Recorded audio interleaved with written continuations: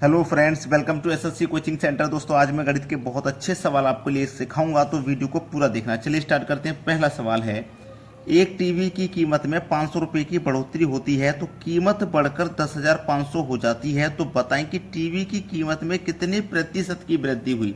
देखो, टीवी की कीमत में 500 रुपये की वृद्धि हुई है तो वो 10,500 हो गई है। 10,500 हो गई तो सीधा सीधा सा सवाल है कि भाई पहले 10,000 होगी, 500 की वृद्धि होगी, तभी तो 10,500 हुई है। पहले उसकी कीमत कितनी होगी? 10,000 होगी, ठीक है। फिर कितनी हो गई? 10,500 हो गई। 10,500 हो गई तो सीधा सीधा सवाल है कि 500 की वृद्धि हो रही है ना। 500 की जो वृद्धि हो रही है कितने पे हो रही है? 10,000 पे हो रही है, ठीक है। 10,000 पे क्या करेंगे? 100 से गुना कर देंगे। प्रतिशत में बताना तो 100 से गुना करना है। 2 जीरो से तो आप ये वाले 2 जीरो काट दो और 2 जीरो से ये वाले 2 जीरो काट दो। क्या बचा आपके पास? 5 बचा। इसका मतलब है कि 5% की वृद्धि हुई है। ये आपके सवाल का हो जाएगा यहाँ पे बिल्कुल सही जवाब। 5% की वृद्धि हुई है, पहला ऑप्शन सही है। क्लियर हो गया सभी बच्चों को? अब देखते हैं अगला सवाल। अगला सवाल है, दो संख्याएं तीसरी संख्या से 20% एवं 25% कम हैं, तो बताइए दूसरी संख्या पहली संख्या से कितना कम है। तीन संख्याएं, पहली संख्या, दूसरी संख्या और ये तीसरी संख्या। बोला गया है दो संख्याएं तीसरी संख्या से 20 कम है और 25 कम है। तीसरी संख्या कितनी होगी? 100, ठीक है। ये 20% कम है पहली संख्या, तो ये 80 हो जाएगी। और दूसरी संख्या तीसरी से 25 कम है तो ये 75 हो जाएगी। फिर उसने बोला है कि दूसरी संख्या पहली संख्या से कितना कम है, ठीक है। दूसरी संख्या पहली से कितना कम है? दूसरी संख्या पहली से आपका होगा सर 5 कम है। कितने से? 80 से, ठीक है। और क्या करना है? 100 से मल्टीप्लाई कर देना है, ठीक है। 5 से 80 कट जाएगा 16 बार में। 16 से घटाओ 16 छिक्के 96, कितना बचेगा? 96 कट गया तो 4 बचेगा। 4 ऊपर बटे में 16, 4 एकम 4, 4 चौको 16, 6 सही 1/4, 6 सही 1/4।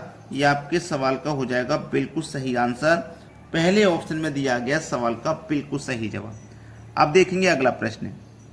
अगला सवाल, किसी वस्तु का क्रय मूल्य 900 रुपये है, यदि उस वस्तु को 720 रुपये में बेचा जाए तो कितनी प्रतिशत की हानि होगी। देखिए, कॉस्ट प्राइस और सेलिंग प्राइस, ठीक है। वस्तु का क्रय मूल्य 900 है। कितना है? 900। और बेचने की कितने के लिए बोला उसने? 720 में बेचा है। भाई देखिए, 900 रुपये की चीज़ है, हम उसे 720 में बेचेंगे तो कितना कम में बेचेंगे? 180 कम में बेचेंगे, मतलब 180 का हमको हानि होगा, ठीक है। हानि हो चाहे लाभ, हमेशा कॉस्ट प्राइस पे ही निकलता है। प्रतिशत के लिए 100 से गुना। 2 जीरो से यहाँ 2 जीरो कटा दीजिए आप, 9 दूनी 18 और 1 जीरो, तो हमको हानि होगा 20% का, ठीक है। 20% का। बी ऑप्शन सवाल का यहाँ पे बिल्कुल सही जवाब है। अब देखेंगे अगला प्रश्न। अगला सवाल है, क्रय मूल्य पर 40% का लाभ विक्रय मूल्य पर कितने प्रतिशत लाभ के बराबर है।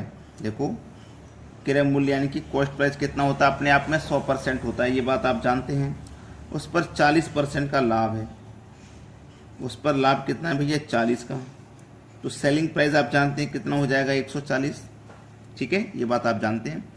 40 का लाभ है तो सेलिंग प्राइस कितना हो जाएगा? 140 और गुने कितना कर देंगे आप? 100 कर देंगे। जीरो से कटा दिया आपने, जीरो यहाँ पे, ठीक है। 2 से 2 बार में और 2 से कट जाएगा 7 बार में। और 2 का गुना 100 से करो तो 200 बटे में कितना? 7। 200 के बटे में 7, ये आपके सवाल का हो जाएगा सही जवाब। 200 के बटे में 7 दिया गया बी ऑप्शन में, ये बिल्कुल सही आंसर है। अब देखेंगे अगला प्रश्न। अगला सवाल है, 5 वर्ष के अंत में 3600 रुपये के ऋण को 5 बराबर वार्षिक किस्तों में चुकाना है। यदि साधारण ब्याज की दर 10% वार्षिक हो तो प्रत्येक किस्त का मान क्या होगा। 5 वर्ष है ना, तो 100 रुपये आपको 5 बार लिखना है, ठीक है। याद रखना है, सवाल को करने का सबसे सरल तरीका बता रहा हूँ। 100 को 5 बार लिखना है, ठीक है। 5 है तो 5 बार लिखना है। 5 बार जब लिख लिया, अब क्या कर रहा है यहाँ पे समझिए। 10% की किस्त है, तो जो पहले का है, याद रखना, जो पहले का है 100, तो ये तो 100 ही रहेगा। जो पहले का है 100, ये वाला, ये 100 ही रहेगा।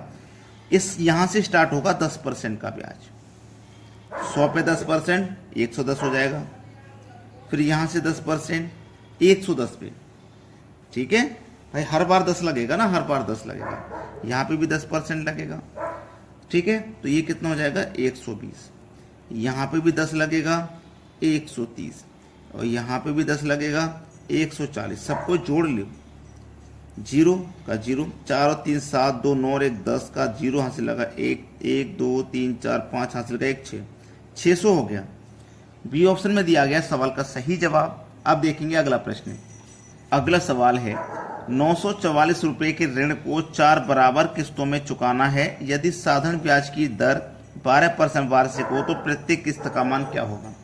ये 4 किस्तें हैं ना, तो 100 को 4 बार लिख लेना, 100 को 4 बार लिख लेना। लिख लिया, पहला तो 100 ही रहेगा, यहाँ से स्टार्ट होगा 12% का रेट, यहाँ से तो 112 हो जाएगा ये। फिर यहाँ से 12 का स्टार्ट होगा तो 12 फिर जोड़ दो तो 124, और यहाँ पे 12 फिर जोड़ दो तो 136, और सबको इनको जोड़ेंगे तो हो जाएगा 472। अब आप कहोगे सर 472 तो ऑप्शन में नहीं है, क्या करें। जब 472 नहीं है तो फिर क्या करें, यही तो सोचेंगे आप। ठीक है, चलिए, जब 472 ऑप्शन में नहीं है, हम क्या कह रहे हैं, 472 ऑप्शन में नहीं है, उसने क्या बोला प्रश्न में ध्यान देना, प्रत्येक किस्त का मान, प्रत्येक किस्त का मान उसने पूछा है, प्रत्येक किस्त का, है ना, एक किस्त का मान पूछा है।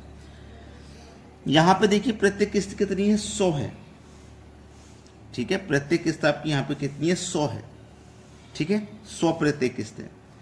अब जब यहाँ पे ये 100 प्रत्येक किस्त है आपकी, ठीक है, 100 प्रत्येक किस्त है, तो दूसरी भी कितनी होगी किस्त 100, उस पर रेट हमारे पास 12 का है, तो कितनी हो जाएगी 200। पहले ऑप्शन में दिया गया सवाल का बिल्कुल सही जवाब। सभी बच्चों से कहूंगा कि वीडियो को लाइक जरूर कर देना। ठीक है दोस्तों, धन्यवाद।